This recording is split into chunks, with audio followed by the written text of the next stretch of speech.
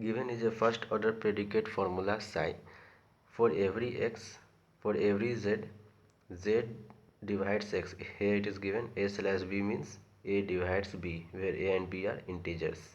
So z divide x imply that either z is equal to x or z is equal to 1. It means that this is clearly a logic of prime number. If a number divides z, if z divides a number, either number is itself equal to z or z is 1, means x is either divisible by itself. This part is saying that x is divisible by itself, and this part is saying that x is divisible by a number equal to 1, and prime number says that it will be divisible by itself or either 1. So it gives indication that if x is a prime number, then it will return the result true. Imply that there exists a w such that w is greater than x, and it is again the same logic.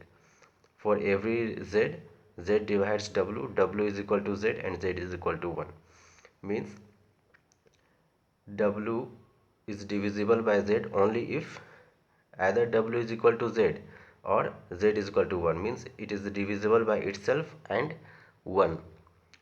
So the whole thing is saying that x is a number which is prime, and there exists another number. If x is a prime, then there exists another number w which is greater than x, and it is also prime in that set. Let me write this statement.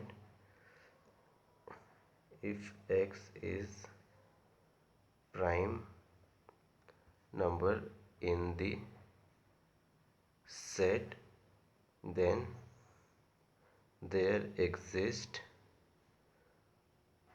another number w in that set such that w is greater than x and w is also prime number. So now we have got the logic of this formula. So which of the following options are correct? S1 is 1 to 100, all the integers between 1 to 3 and 100.